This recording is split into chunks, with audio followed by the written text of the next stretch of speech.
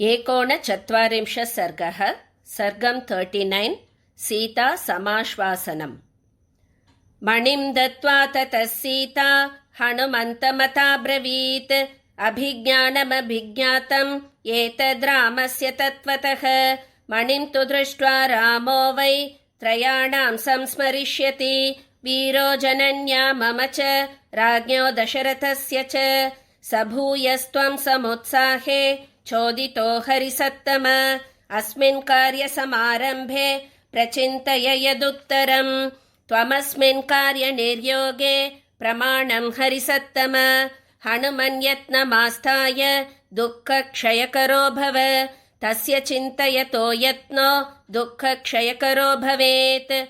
सततेति प्रतिज्ञाय मारुतेर्भीमविक्रमः शिरसा वन्द्य वैदेहीं गमनायोपचक्रमे।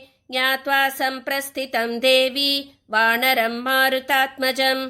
बाष्पगद्गदया वाचा मैथिली वाक्यमब्रवीत्। कुशलं हनुमन् ब्रूयाः सहितौ रामलक्ष्मणौ। सुग्रीवं च सहामात्यं वृद्धान् सर्वांश्च वानरान्। ब्रूयास्त्वं वानरश्रेष्ठ कुशलं धर्मसंहितं। यथा स च महाबाहुः मां तारयति राघवः। अस्माद्दुःखाम्बुसंरोधात् त्वं समाधातुमर्हसि। जीवन्तीं मां यथा रामः सम्भावयति कीर्तिमान्। तत्तथा हनुमान् वाच्यं वाचा धर्ममवाप्नुहि। नित्यमुत्साहयुक्ताश्च वाचः श्रुत्वा त्वयेरिताः। वर्धिष्यते दाशरथेः पौरुषं मदवाप्तये। मत्सन्देशयुता वाचः त्वत्तः श्रुत्वैव राघवः। पराक्रमविधिं वीरो विधिवत् संविधास्यति। सीताया वचनं श्रुत्वा हनुमान् मारुतात्मजः शिरस्यञ्जलिमादाय वाक्यमुत्तरमब्रवीत्। क्षिप्रमेष्यति काकुत्स्थो हर्युरुक्षप्रवरैर्वृतः। यस्ते युधि विजित्यारीन् शोकं व्यपनयिष्यति। न हि पश्यामि मर्त्येषु नामरेष्वसुरेषु वा। यस्तस्य क्षिपतो बाणान् स्थातुमुत्सहते ग्रतः। अप्यर्कमपि पर्जन्यम् अपि वैवस्वतं यमं। स हि सोढुं रणे शक्तः तव हेतोर्विशेषतः। स हि सागरपर्यन्तां महीं शासितुमीहते। त्वन्निमित्तो हि रामस्य जयो जनकनन्दिनी। तस्य तद्वचनं श्रुत्वा सम्यक् सत्यं सुभाषितं। जानकी बहुमेनेथ वचनं चेदमब्रवीत्। ततस्तं प्रस्थितं सीता वीक्षमाणा पुनः पुनः। भर्तृस्नेहान्वितं वाक्यं सौहर्दादनुमानयत्। यदि वा मन्यसे वीर वसैकाहमरिन्दम। कस्मिंश्चित् संवृते देशे विश्रान्तश्वो गमिष्यसि। मम चेदल्पभाग्यायाः सान्निध्यात् तव वानर। अस्य शोकस्य महतो मुहूर्तं मोक्षणं भवेत्। गते हि हरिशार्दूल पुनरागमनाय तु। प्राणानामपि सन्देहो मम स्यान्नात्र संशयः। तवादर्शनजः शोको भूयो मां परितापयेत्। दुःखादुःखपरामृष्टां दीपयन्निव वानर। अयं च वीरसन्देहः तिष्ठतीव ममाग्रतः। सुमहांस्त्वत्सहायेषु हरिवृक्षेषु हरीश्वर। कथं नु खलु दुष्पारं तरिष्यन्ति महोदधिं। तानि हरिवृक्षसैन्यानि तौ वा नरवरात्मजौ। त्रयाणामेव भूतानां सागरस्यास्य लङ्घने। शक्ति स्याद्वै न ते यस्य तव वा मारुतस्य वा। तदस्मिन् कार्यनिर्योगे वीरैवं दुरतिक्रमे। किं पश्यसि समाधानं त्वं हि कार्यविदाम्बरः। काममस्य त्वमेवैकः कार्यस्य परिसाधने। पर्याप्तः परवीरज्ञ यशस्यस्ते फलोदयः। बलैः समग्रैर्यदि मां रावणं जित्य संयुगे। विजयी स्वपुरीं यायात् तत्तु मे स्याद्यशस्करम्। शरैस्तु सङ्कुलां कृत्वा लङ्कां परबलार्दनः।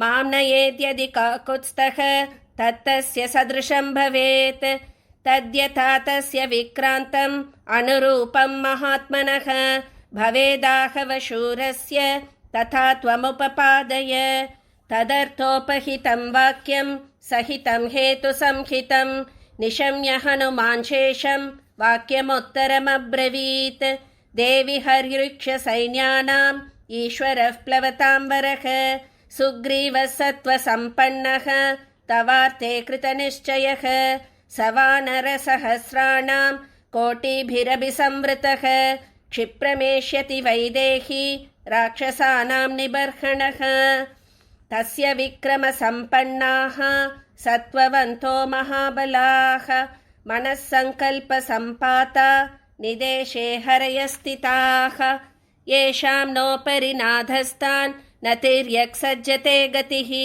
न च कर्मसु सीदन्ति महत्स्वमिततेजसः असकृत्तैर्महोत्साहैः ससागरधराधरा प्रदक्षिणीकृता भूमिः वायुमार्गानुसारिभिः मद्विशिष्टाश्च तुल्याश्च सन्ति तत्र वनौकसः मत्तः प्रत्यवरः कश्चित् नास्ति सुग्रीवसन्निधौ अहं तावदिह प्राप्तः किं पुनस्ते महाबलाः न हि प्रकृष्टाः प्रेष्यन्ते हीतरे जनाः तदलं परितापेन देवि शोको व्यपैतु ते एकोत्पातेन ते लङ्कां येष्यन्ति हरियूथपाः मम पृष्ठगतौ तौ च चन्द्रसूर्या विवोदितौ त्वत्सकाशं महासत्त्वौ नृसिंहावागमिष्यतः तौ हि वीरौ नरवरौ सहितौ रामलक्ष्मणौ